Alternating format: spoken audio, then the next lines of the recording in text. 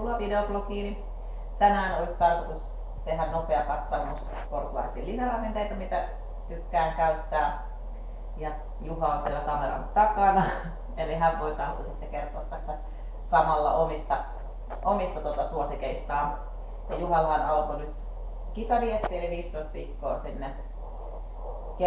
kevään fitnessklassikki-kilpailuihin. Ja 1 viikko on...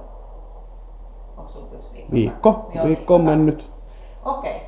Kertoisitko mitä sun vaikka aamulla menee, kun sä heräät? Okei, no aloitetaan siitä.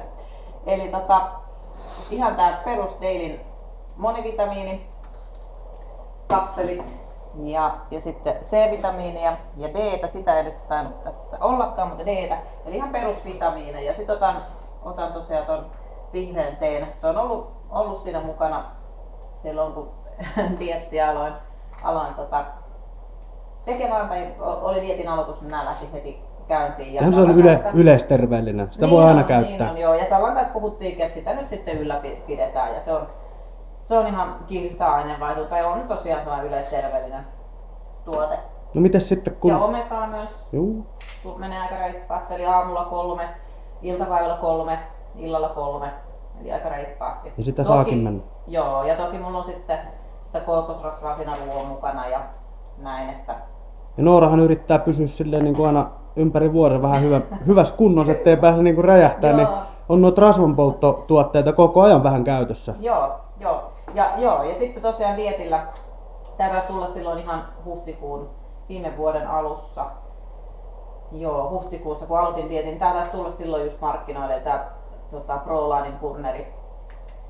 Ja tää on tosi tehokas ja mulla meni tosiaan aamulla lenkille kun lähdin, niin otin 2 ja sitten myös treenin yhteydessä otin 2. Eli tää on todella loistava uutuustuote ja Pro Seriesin sarjassa. Ja C-laata menee koko ajan. C-laata, joo. Se on hyvä rasvanpolttoaine. No miten se illalla tietyt jutut? No illalla tosiaan magnesiumia kans käyttelen. Ja sitten otan myös monivitamiinitabletin.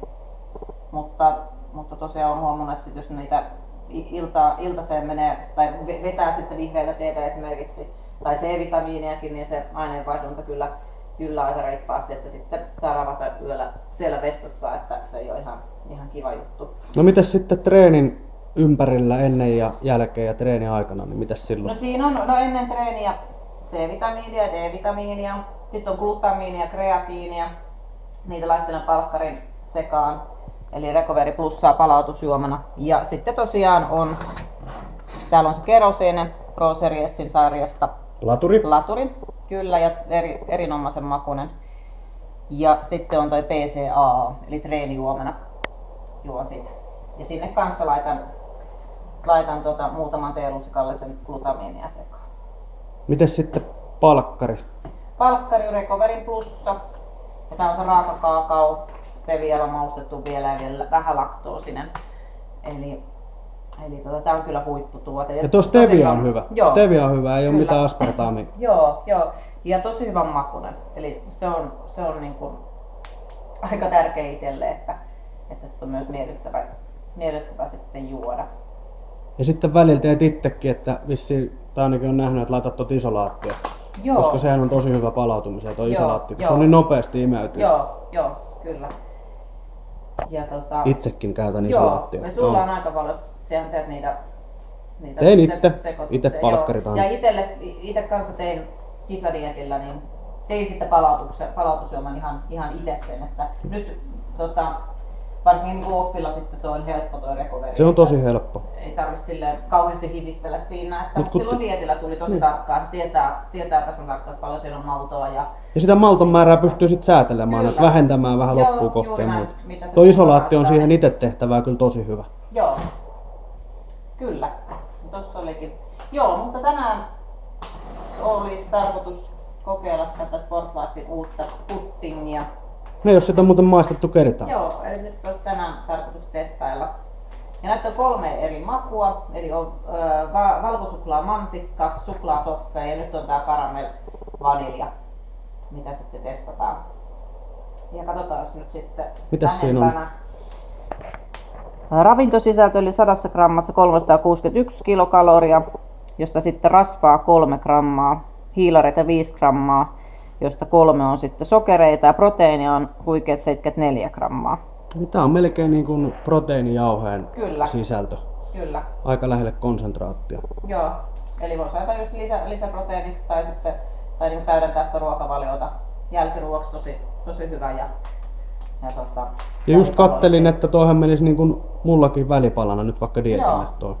Joo, ei lisättyä sokeria tosiaan, niin katsoo vaan ne helppo laskea siitä määrät. Suhteet sitten. Okei, mutta katsotaan mitä tapahtuu. Eli tässä sitten tosiaan käytetään vaan tätä shakeriä. Sekoittuu. Kyllä, joo. Ja tehdään silleen, että laitetaan 30 grammaa suurin piirtein. Tästä tulikin nyt kokkiohjelma. Joo, ja veikkaan kyllä, että aika hyvin sekoittuu. Sehän nähdään kohta. Joo. Olemme rehellisiä, jos siihen jää kokkareita, niin kerromme sen kyllä. Kyllä. 30 grammaa sinne. Ilman ritilää huom.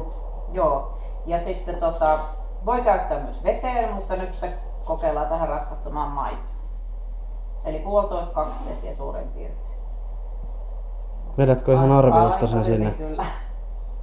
Se olisi siinä. Sitten korkki hyvin kiinni ja nyt on tosiaan tullut näitä uusia seikkereitä, niin tässä on hyvin kyllä pysyy kiinni. Sitten ravistetaan. Ennenkin ravistettu. Tekniikka hallussa.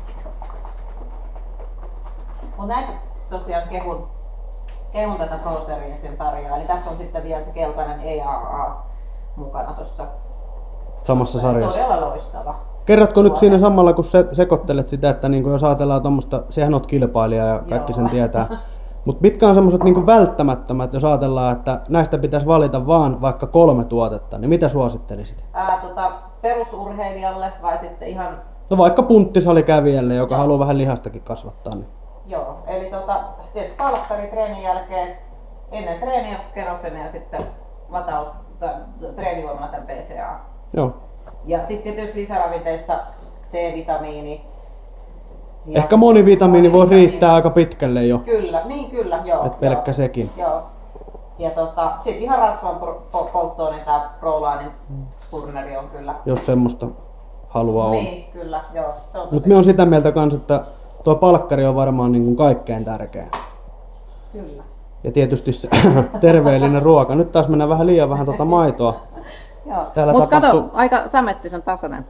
On. Joo. Tällähän voi muurata vaikka talon. Laitetaan sitä. Vähän lisää. Joo. Se kannattaa muuten kaataa varmaan aika nopeasti, ettei se kerkeä jämähtää. Joo, tossa oli muistaakseni, että noin 5 minuuttia. Joo. Sitten. Nyt heti kun kaataan, niin se tulee ulos sieltä. Aika. Yes. Tuoksu on kyllä hyvä, se ei nyt tässä näy, mutta samettinen. Erittäin herkullinen tuoksu. Eli tässä on nyt 30 grammaa tätä. Eli siinä on noin 25 grammaa proteiinia siinä annoksessa. Kyllä. Okei, mutta laitetaan tää jääkaappiin 5 minuutiksi ja sit maistellaan. Selvä. Palataan asiaan hetken kuluttua. Tehdään näin.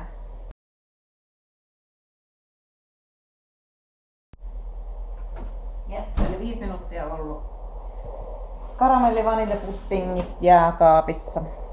Ja sitten, joo, tosi pehmeän näköistä ja tällaista samettista ja sitten maistaa. No, se maistuu.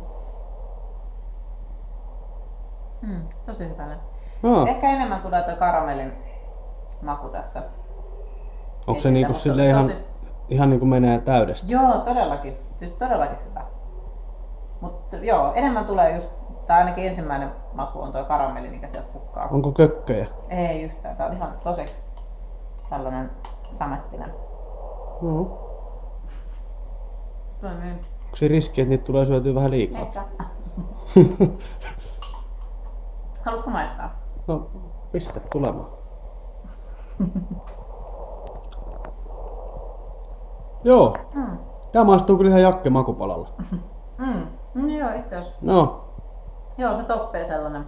Joo. Eihän mä nyt ihan hirveän usein kyllä jakkemakopoloja syö, mutta että muistelisin ne. Joo, mutta tää toimii tosi hyvin. Joo. Eli suosittelen. Okei. Kiitos. Seuraavan kerran. Hei hei. Moi.